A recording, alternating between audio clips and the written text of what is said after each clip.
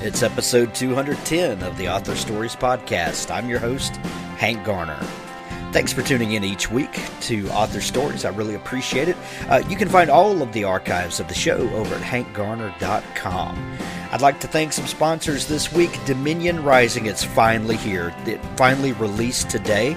If you've had it on pre-order, go open up your Kindle. If you haven't gotten it yet, it's still only 99 cents for a very short time. 23 all-new novels of fantasy and science fiction. Go grab your copy today. Dominion Rising. There's a link in the show notes. Also, Russell Blake, his book Jet. This long-running series starts with the very first book titled Jet. The 28-year-old Jet was once the Mossad's most lethal operative before faking her own death and burying that identity forever. But the past doesn't give up on its secrets easily. Jet, the first volume, is free right now at Amazon.com. There's a link to it in the show notes. Go grab a copy. Also, Crystal Pico Watanabe at Pico's House. Crystal is one of the very best editors out there. She's edited Hugh Howey and Samuel Peralta and a number of authors. Authors, let me tell you something. You have to put your best foot forward today. The days of just, writing something and publishing it immediately, those days are over. You need an editor on your side. So go let Crystal help you at picoshouse.com, Pikkoshouse. Let her know that you heard about her services on Author Stories, and she'll give you a discount. Also, I'd like to thank Michael Lee Nelson. Go pick up his book, Series 2525. If you're looking for an awesome, fun science fiction read, a book that has something to say, Series 2525 is the one. In the year 2525, Series desperately searches for his parents, long held captive among the galaxy's 500 colony worlds. When he too is kidnapped, forced to duel to save a slave with powerful secret abilities, he determines to fight his way to the top of the pirate ranks. How can he justify this within his objective moral code? Will Series' faith and his soul survive? Go pick up this really fun, epic read, Series 2525. There's a link to it in the show notes. Also, Galactic Satori Chronicles. There are two books in the series so far, Earth and Kron. I love these books so much. These remind me of old school space opera, big sweeping tales. If you're looking for a great beach read this summer, go pick up Galactic Satori Chronicles. Book 1 and 2 will keep you busy for quite a while. If you're a fan of weird fantasy like I am, you're going to love Tears of Heaven from R.A. McCandless. It's the Flames of Perdition, Book 1. He was on the show this past week. Go back and listen to it. We had so much fun talking about the things that we love and why these books work so well. A child of angels and humans, Dell is a sarcastic, fast-talking, dangerous, and unpredictable demon hunter. She and her partner take their orders directly from an angel. They obey or they'll be destroyed. It's not the job Dell wants, but it's the job she has. This book is so much fun. Go pick up Tears of Heaven, Flames of Perdition, Book 1, and look for Book 2 very soon. If you're a fan of Star Wars like I was as a kid, you're going to love the Galaxy's Edge books by Jason Onspach and Nick Cole. Book 3 is out very soon. I've been reading the advanced reader copy. It's called Kill Team. It's absolutely stunning. Books 1 and 2 are available now. Go pre-order Book 3 of Galaxy's Edge, Kill Team. As always, stay tuned after the show for an audio clip from Richard Gleaves in the Jason Crane series. Thank you all for listening. Well, thanks for joining me again for the Author Stories Podcast, where I bring you the story behind the stories and the storytellers. I'm really excited today to have my guest, Peter V. Brett, on the show. If you read fantasy and are a big fan of fantasy like I am, I'm sure that you know his name and the Demon Cycle series. And welcome to the show, Peter. Hey, thanks for having me. Sure. When I begin each show, I ask the same question, and that question is, what is your first memory of wanting to be a writer or a storyteller? I was in third grade in library class. I don't know if they have library class anymore now that I think about it, but we were studying poetry. And I wrote this poem about a unicorn. And the teacher didn't believe that I had written it myself. She thought it was too good for a third grader to have written. And so she insisted that I must have plagiarized it from somewhere. And she demanded to know where I'd plagiarized it from. And I had to get my parents involved, and it was a whole thing. And I'd written it myself. And I felt even though I sort of got in trouble until we settled it, I felt so proud that I had done something, that I fooled the teacher that way, that I wanted to be a writer ever since, I think that was that rush of kind of oh wow, I impressed the teacher so much that she thought I cheated. I've been chasing that rush ever since. That's amazing. So you knew that you wanted to be a writer. Did you always pursue writing? A lot of us know we want to be a writer, but we go and do, other things to pay the bills in between. But was this something that you, chased from the beginning? Not really. I mean, I never had the confidence to feel like my writing was ready for big time early on. So I wrote my first full novel in high school, and I wrote another one in college, and two more after that. And all of them, I liked them. I was proud of them. They had things in them that I was really proud of. But I never felt any of them were professional level. There was never one where I was okay, I would like the general public to read this and judge me by it. And so I sort of bided my time, and I waited until I thought that I was ready before I tried to make a leap into the professional world. And when I was very close to that, I went to the Science Fiction Writers of America party with my friend Mike Cole, who's also an author, although at the time neither of us were published. Mike was on the show just a few weeks ago.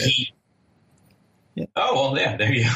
Mike and I have been good friends for 25 years now, and we both knew in college that we wanted to be writers, but we were sort of practicing our craft and never really, didn't rush it. We both went and got day jobs. He got a job in government. I got a job in pharmaceutical publishing.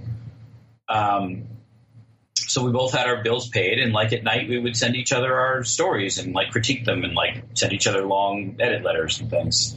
And so he was convinced that I was ready for the big leagues, and took me to this Science Fiction Writers of America party and introduced me to Joshua Bilmes, who would eventually become my agent. From Jabberwocky.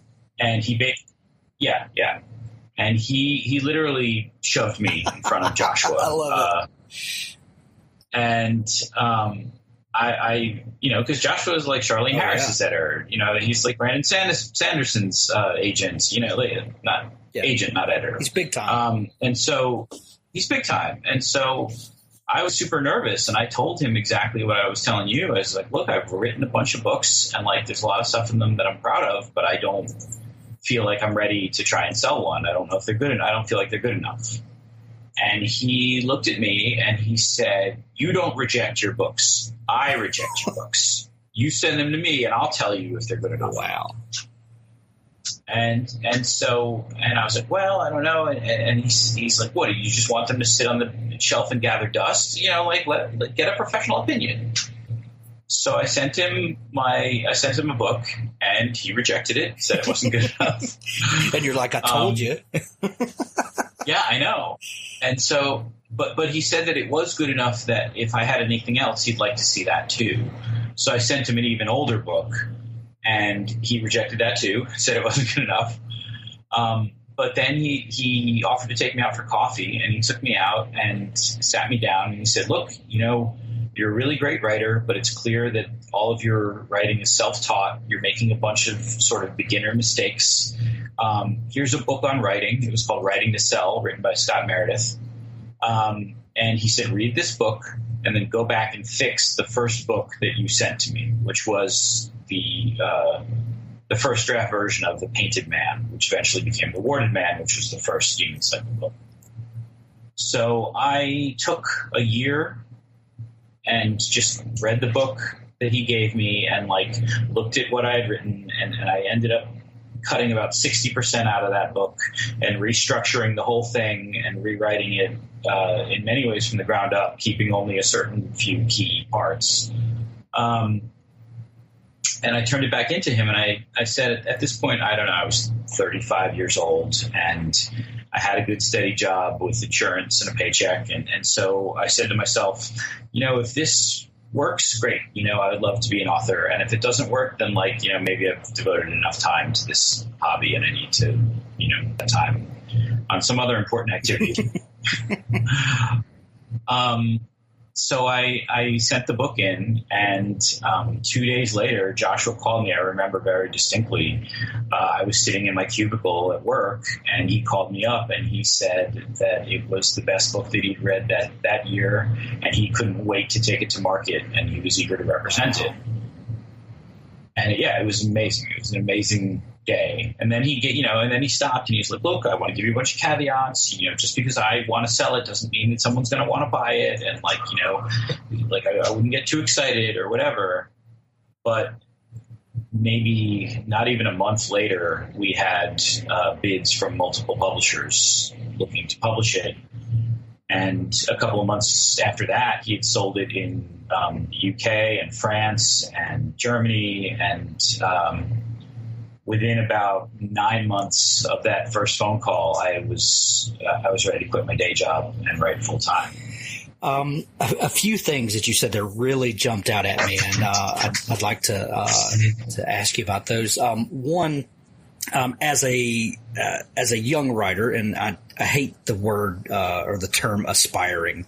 Or I think you either write or don't. Whether you publish or not is an entirely different thing. That's another level and all that. But as a young writer who was learning the craft, you had a day job that supported you and your family, and you did not put the pressure on the writing to do that. I think that is very important. Early on, I think, especially, there's been several changes in publishing over the years, and there are some people that get into publishing thinking that they're going to get rich quick and strike gold and all of this stuff, and sometimes if you hit just right in some of these market changes, some people strike gold, but that doesn't happen very often, and it's not very realistic.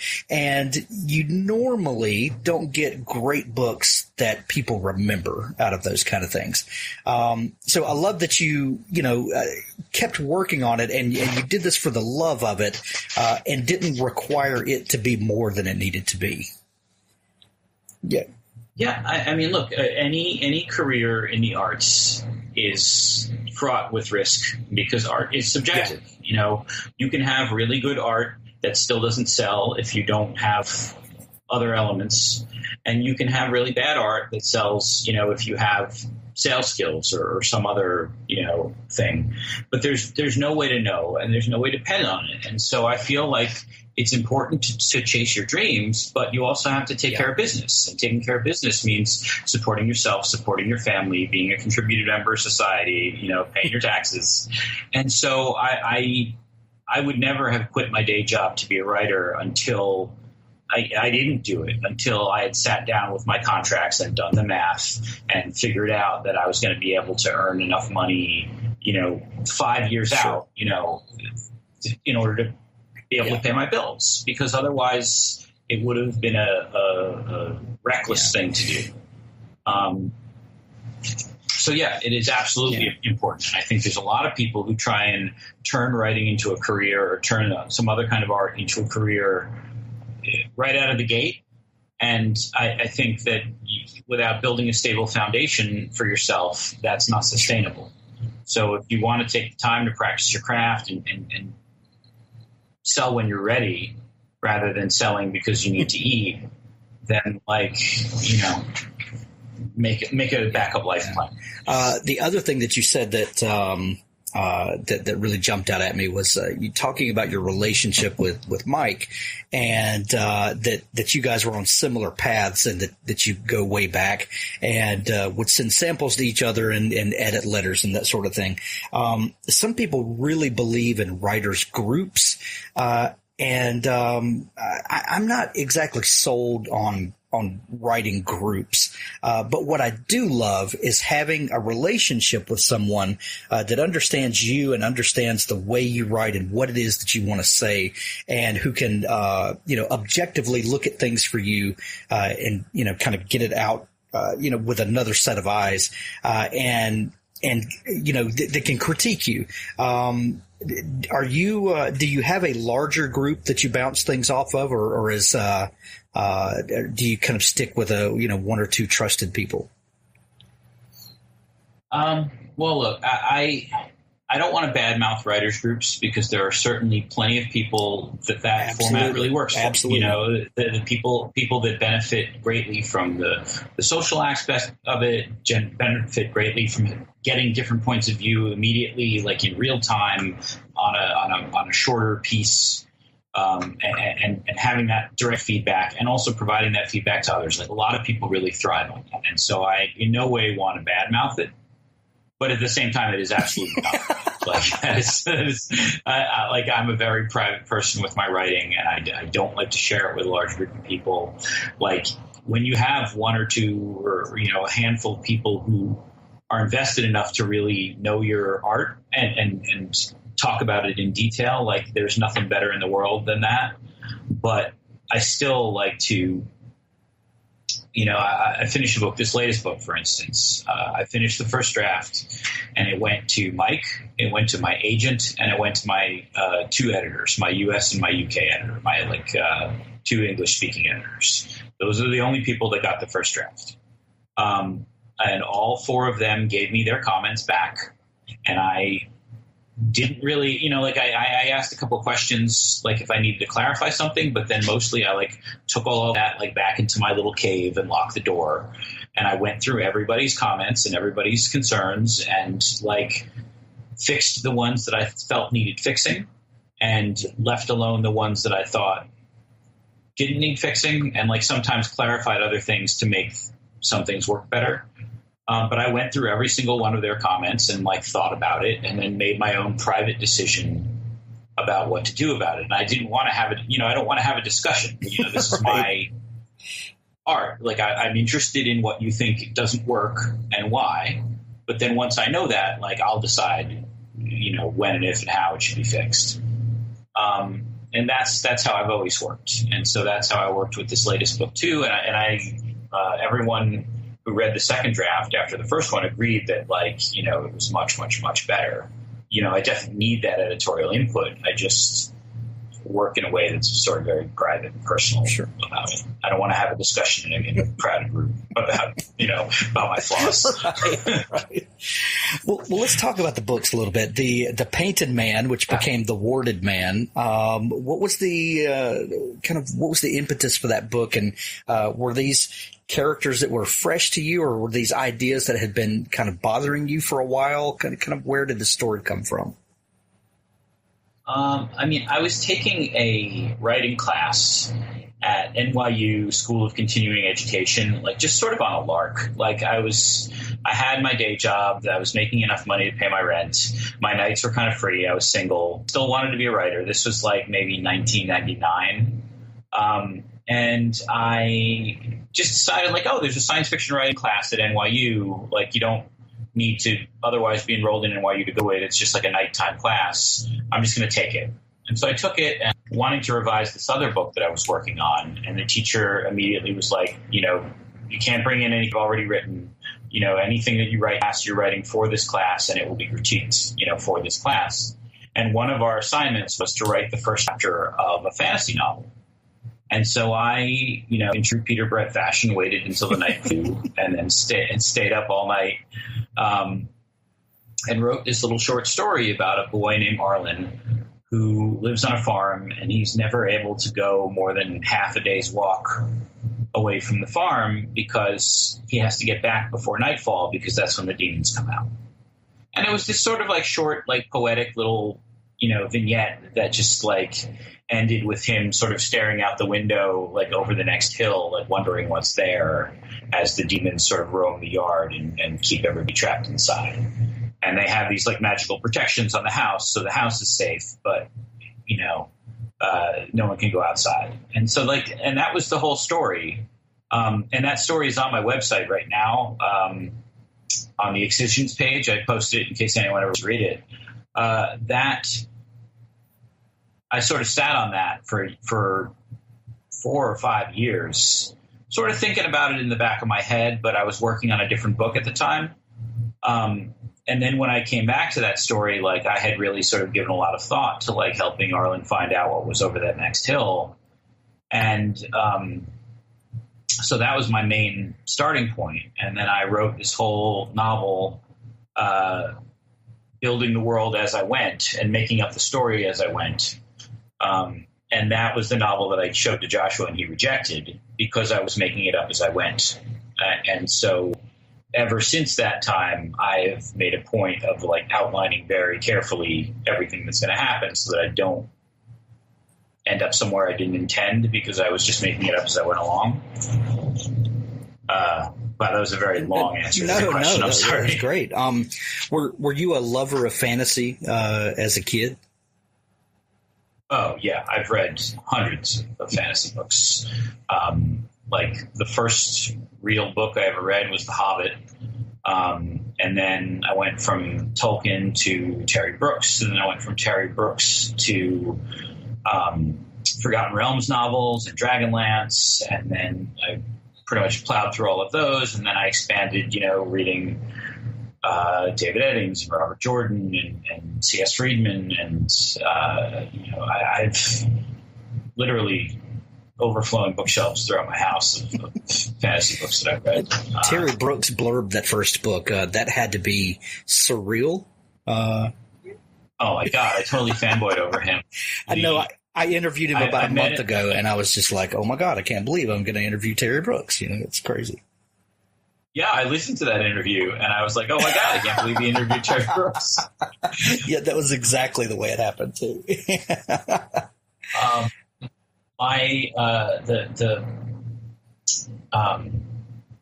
head of Del Rey Books at the time when they acquired my book was Betsy Mitchell, who was Terry's editor. And at New York Comic Con, like the year it was before my book came out. I just had the ARCs. And she's like, hey, I'm going to introduce you to Terry, and you should ask him personally if he'll blurb your book. And I was like, okay, I will go up to Terry Brooks as a writing professional and ask him like a business question. And then when the time came, I like pulled out my copy of Elfstones of Shannara and like basically was like, oh my God, will you sign my book? And like forgot about asking him to blurb it, like blurb mine. And we had he was super nice, and we had this like great little conversation, and he like noticed the book was a first edition, and he was like super happy about that. And after that, like I gave him an arc of the book, and he read it and gave that amazing blurb, and I felt amazing, to have like a hero of yours read, look at your art and say that it's good. It was just it was the library teacher all over again. You mentioned that you, in your revision process for that first book, figured out that you needed to outline to get the story tighter and to make sure that it didn't wander into places where it didn't need to go. And that brings us to the age-old argument over pantsing and plotting. And you've got the folks that say, well, if you plot it out too much, you're going to lose the tension in the story and the surprises and all of that kind of stuff. As someone who started figuring it out as you went and then evolved to someone who outlines, did that ever become an issue to you? And if so, how do you keep the story fresh and all of the things that people say you can't do when you outline? I mean, look, to paraphrase Anne Rice, the dark gift comes to all of us differently. Everybody writes in their own way. There's no right or wrong way to do it. And some people like to just make up the story themselves, and it's more fun to them and drives them along the story better if they don't even know what's going to happen. They just make it up as they go along. And other people want to plot out every little thing. I'm one of those. But it's a spectrum. because every author is somewhere else, like in between those two things. There is any author that tells you that they only make stuff up as they go along and don't have a plan is lying to you or completely incapable of writing an actual book. And anyone who tells you that they plot out everything and that nothing is a surprise is also lying to you, because you get good ideas along the way, and you would be a fool to not use a good idea when you get it. And sometimes those good ideas come up at the very end. And I'll get to that in a minute. So for me, I learned early on that when I make the story up as I go along, I end up in unexpected places and am less able to stick the landing as I would be if I knew where I was going. And so I started plotting. I write these things called step sheets, which is like a very detailed outline that breaks out every single chapter and every single POV within that chapter and every single section in that chapter, and has like a bulleted list of like, this person's POV, this happens, this happens, this happens, this happens, this person's POV, this happens, this happens, this happens. And I do all of that from the entire beginning of the book to the end of the book first, before I start writing the prose. How long does that take? The step sheet that I come up, it takes weeks. Okay. It takes weeks. The step sheet that I work from usually has 100 to 150 pages. And that is my skeleton of the book. And so when I've done that, I know exactly like how the book is going to end up, where all the characters are going to end, who's going to live, who's going to die, in what way, like what their story problem was the entire time, and how I paced out the reveal so I can sort of step back from it and make sure that everything is paced properly and make sure it comes to it builds to a climax at the right time, and I have everything wrapped up after the climax. Like all of that I plan out. And then I start writing prose. And to me, like some people say that you lose all of the excitement from that. And I say, like, look, writing is work. You're not supposed to be excited when you're writing. It's a craft. You're not supposed to be excited when you're like making a table either. You're there to do a good job.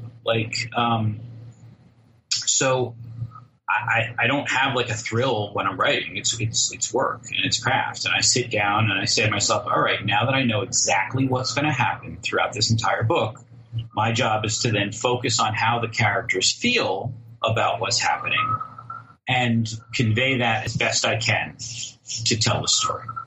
And so the outline portion is like logic, and the prose portion is emotion. And so then I start focusing on, like, how do I put the reader in the shoes of this character, whichever character I'm writing, and go through their emotions as they experience all of these things so that the reader can go along for that ride. And that's the art to me.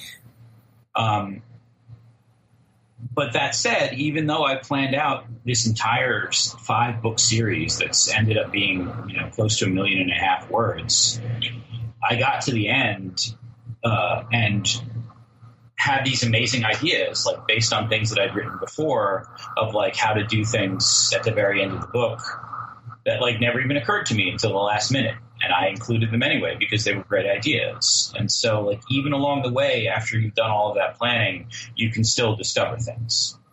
I don't think I've ever heard it really broken down like that the way you do the step sheet, and that's the analytical part, and then the emotional part comes later. But I really like that. I think that's fantastic. I mean, like, bear in mind that I'm an insane control freak when it comes to my writing. So I don't know anyone that writes the way that I do. I have a very specific process that I follow that works for me, but I don't know anyone that outlines as heavily as I do, or that, approaches prose writing the way that I do. And it's not to say that my way is better or worse. It's just that's the way that works for me. And so that's the way I do it. Did you ever imagine writing anything other than fantasy? I mean, I wanted to write comic books when I was younger. I really wanted to write comic books a lot.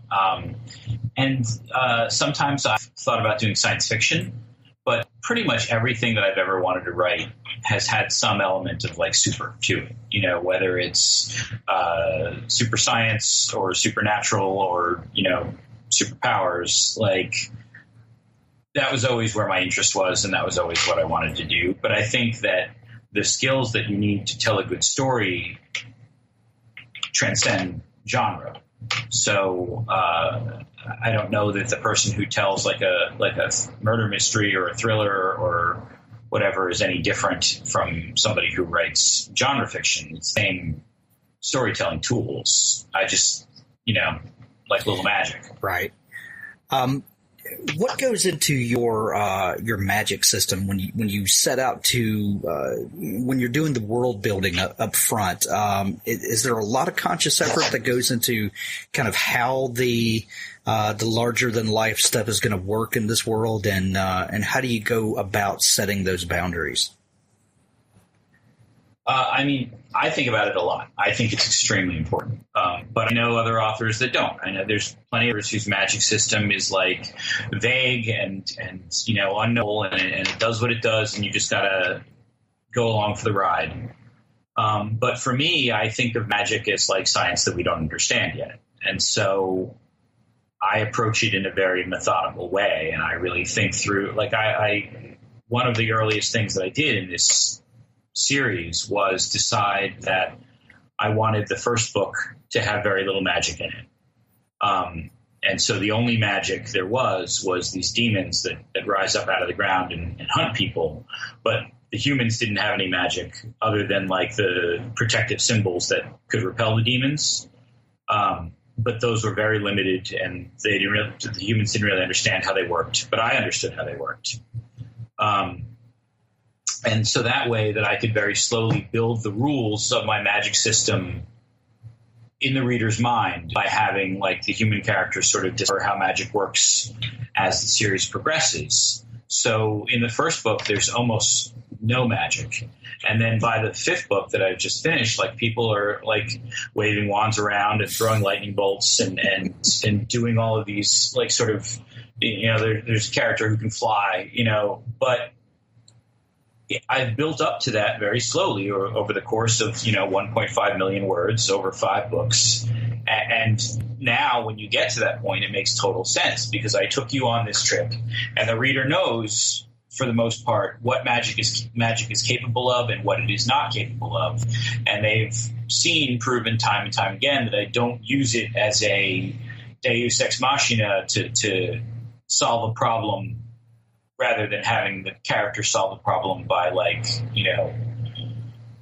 skill or courage or something like that. I don't like the idea of magic suddenly saving the day. I think that you save the day by sweat and hard work, and magic is just another tool to get you there.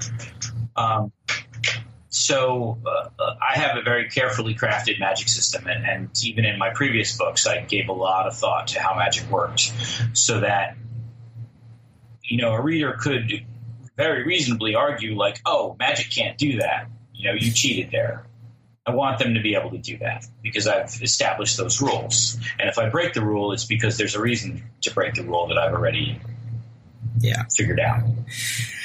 After having books published and kind of your books finding an audience, and like you said, when you sat down and realized, okay, this is something that can sustain me and my family, and this is what I'm going to transition into doing full time. Were there any things that surprised you about being an author, or maybe about publishing, or kind of being on the other side of the book as someone who has loved these kind of stories for so long? Did anything surprise you? Everything. Every author that I know who goes full time especially when you go full time, on your second book, has I don't want to say a nervous breakdown, but has a very difficult adjustment period to writing full time. Part of that, I think, was when I signed my book contracts, when we were plotting out the dates of when I would turn in the subsequent books, at that point I knew that I was going to start writing full time. And I said to myself, well, if I write 1,000 words a day normally, then I could, of course, write 3,000 words a day if I'm writing full time. Right. And so I use that calculus to figure out, how long it would take me to write my books. And I was like, I'll have the next book done in 9 months. And I was very wrong. It doesn't multiply like that. Like putting in extra hours doesn't make you write faster if a big chunk of your writing is like figuring out problems, that like I didn't realize how much time I spent like at my day job, like working out a story knot in the back of my head while I was also, shuffling files or whatever. And so I realized that I couldn't write at that pace. And so my first book as a full-time writer, which is my second book, ended up being several months late. And I know the reputation that fantasy authors have about that sort of thing. And so I have been very careful ever since to not overpromise, like when something will be done. And I think that I've sort of established now that it takes me about 2 years to from book to book. So, like if a book comes out now, the next one will be out about 2 years from now. Because I've worked out like, okay, there's a certain number of months where you're doing promotion and you're traveling and on book tour or whatever, and then you come back and you sit down, you have to work out the step sheet, and that takes this long, and then you have to write the prose, and that takes, and like now that I've done that a few times, I've established that. But at first, I was not, I wasn't able to do that calculus. And you also just find that like writing full time is lonely. You're home alone all the time, and you need to be somebody who can handle that. And or you start trying to fill your time, and you realize that there's all of these other people who don't have anything to do during the day, and they will happily eat up all of your time, and then you don't have any time to write. Yes. So like there's both. It's a tightrope between the two, like between loneliness and overbooking yourself. Yes, and people will find ways to fill all of those holes that you leave wide open, for sure. I had something on the tip of my tongue I was about to ask, and I just lost it. Anyway, I'll come back to it. Did you know that this was a 5-book series when you began? Yes, I pitched it originally as a 5-book series. I had finished the first book, and I had written about a third of the second book, and I had a very detailed step sheet for how the second book concluded. And then I had, I don't know, maybe 5 pages or so of notes on how the third book would go down, and then a few paragraphs of notes on how the fourth book would go down, and then 2 sentences on how the whole thing ended in the 5th book. And I turned it in and I said, I want to do a 5-book series. Here's my plan. And the publisher, I'd never written a book before. They didn't know how they were going to sell. And so they're like, look, we're not prepared to buy 5 books up front. So we're going to buy 3 and we'll see how they do. And if they sell well, then great, you can write as many books as you want. You don't have to limit yourself to 5. And if they don't sell well, then you're going to have to figure out a way to close it in 3. And so I took the deal because, you take the deal. And I kept writing the second book while they got the engine going on the first one, which was already done. And the first book came out in the UK. It hadn't come out yet in the US, and it was doing really well. It was getting very good reviews. It was making a couple of little bestseller lists, and it had a good buzz. And at that point, I called up my agent and I said, look, I'm at a place in the second book where I have to make a choice of am I going to start cutting out crucial plot lines in order to be able to close this in 3 books, or do I just, say F it and do what I want to do? And he said that, based on how well the book was doing in the UK, that I should just write what I wanted to write and we'd figure it out. And so I never, I completely abandoned the 3-book plan, which I didn't want to do in the first place anyway, and just kept my eye on the ball of doing it in 5 books. And, things have changed over the years, but for the most part, like the fifth book ends exactly how those two sentences that I gave to Random House said it was going to end. And all of the major plot points that I had in my outline, I've hit some ways that I thought, but I've stuck very close to that original 5-book plan tenure. Thing I was going to ask you is you said that you didn't realize how much time that you spent while doing other things, working out, story knots and things like that. When you transitioned to writing full time and being home, alone, most of that, what did you do to replace that time? So a lot of people think that writing is just strictly keyboard time. And I talk about this a lot, that sometimes writing is driving in your car and mulling over the story while you're doing something else, or, doing yard work or whatever. That I count that as writing time too, because if I'm working on a story, that's where it's happening. Then I come to the keyboard and I, kind of puke out everything that I've been working on already.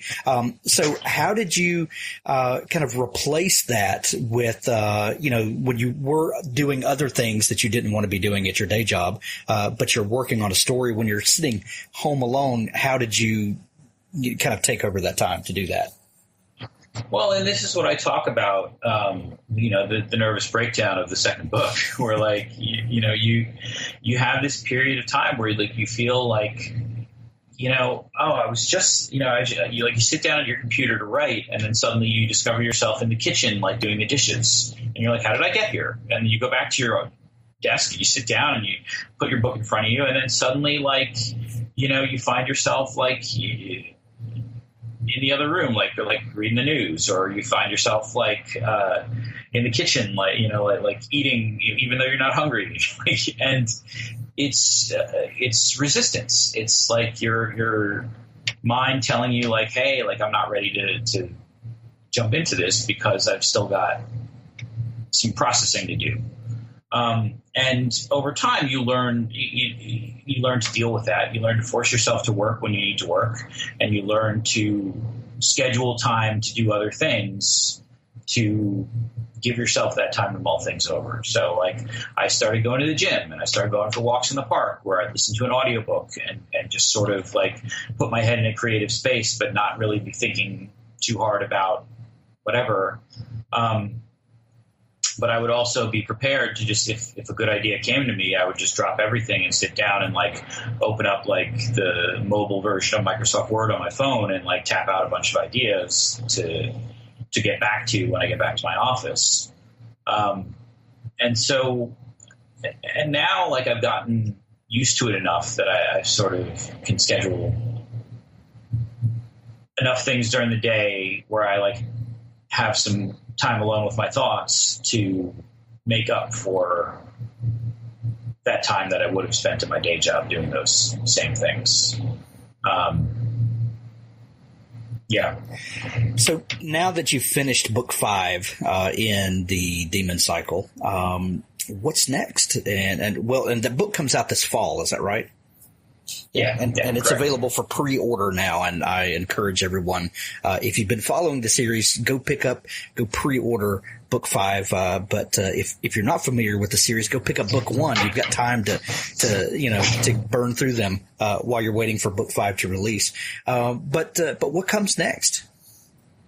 Well, I still have one book left on my contract at Del Rey.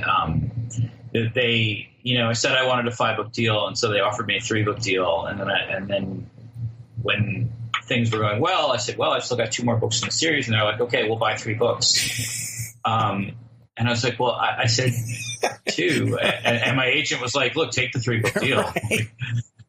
So I now am in the very fortunate position of having 1 book left on my contract that can be whatever I want it to be. So I can do something totally new, or I can do I do have notes for a standalone book set within the Demon Cycle world about 15 years after the series ends, with a different character and like a whole different cast.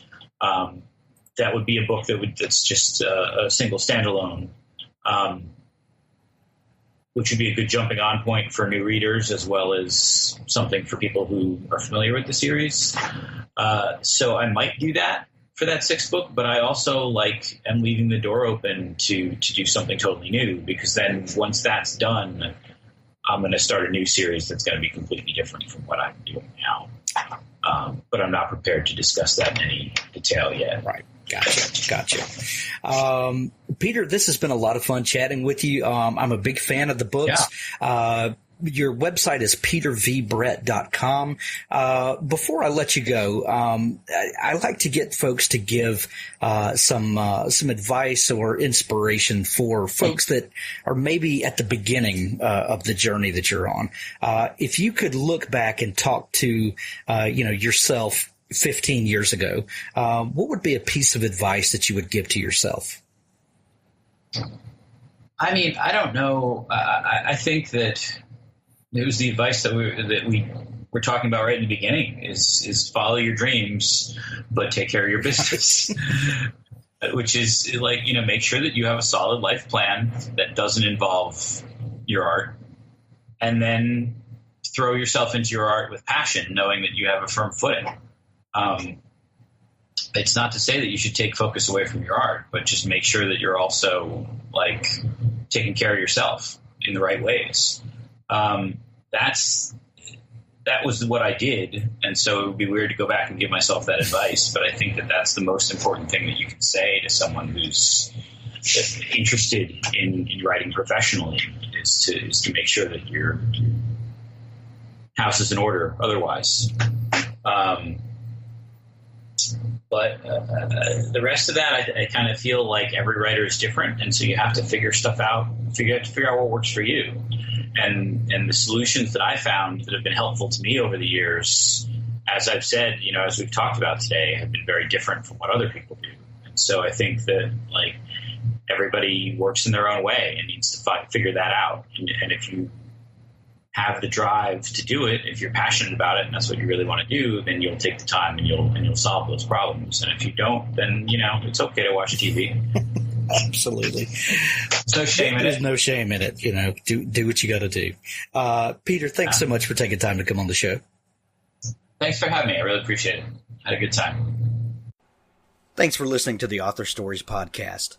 For more great author interviews like this one, go to hankgarner.com and dig through the archives. There's something there I know you'll love. Tune in for new episodes every Tuesday and Friday. Now stay tuned for a special audio clip from Richard Gleaves' The Jason Crane series. Eddie parked his car at the side of the Phillipsburg mill pond. He'd been here with lots of girls, but never one as hot as Kate, and she was really into him tonight. "Show me your scars." "My scars?" Eddie laughed. "Sure." He unbuttoned his shirt for Kate. She raised a hand to his bicep and traced the white lines with one finger. "So many." "Yeah, I like my scars a lot." "And why is that?" "They're memories. My proofs of purchase. I got jumped once. Want to see?" "Those are pretty deep. Pretty telltale. My jumpers had knives and I didn't. I like those scars, I guess. I didn't like getting jumped at the time. Kind of was not on my to-do list. Kind of was going to Sonic and getting a damn slushie, but it's still a good scar, yeah? Hey, here's the best." He twisted in his seat and pulled his shirt away from his left shoulder. "Damn, huh? That was a bad fight." "Tell me." "I was a freshman, and my dad was a cop in Baltimore. He worked at my school, actually in it. We had a metro, an actual police station, in our school. 40, 50, 60 cops there at all times. We had stabbings, we had bomb threats, we had people set fire to shit. We had people set fire to other people. But no shootings in our school. Know why? 'Cause all the shootings were in the parking lot." He laughed. "So, I'm careful in that lot, right? Usually careful. But I got cornered by these 3 guys after school. I had some steroids and they wanted them." He flexed. "I wasn't as big then, so I got knocked to the ground quick. I'm hurting, but I reach up and grab the first guy's hair. He's got dreadlocks. I grab a handful of his hair, pull him down, and start beating the shit out of his face. I'm throwing elbows into his mouth. I'm hitting his mouth on the ground. Kaboom! Kaboom! He takes it for a while, but then he stops moving. Her face lit with delight. It was weird. He wasn't dead, but he stopped moving. No longer a threat. So I move on. I'm still on the ground, so the next guy, I caught a foot. I take the ankle and I twist it. I don't know if I broke it, but it clicked. That's the trick. You just catch it and hold it and spin as hard as you can. His foot went backwards. It was pointing the wrong direction when I was done with it. I know that. And he fell. So kaboom. I beat that guy's mouth on the ground until I don't see any teeth and he stops moving. 2 down. That leaves number 3. Eddie felt the adrenaline rising. Now I'm still on the ground. I'm just a kid and this dude is like 20. Big, strong guy. I have claw marks on my face. My lips are just blood. There's so much blood on my shirt, I'm pretty sure I looked like I had just murdered a bunch of people. She laughed. He joined in. Angry, bloody-minded laughter.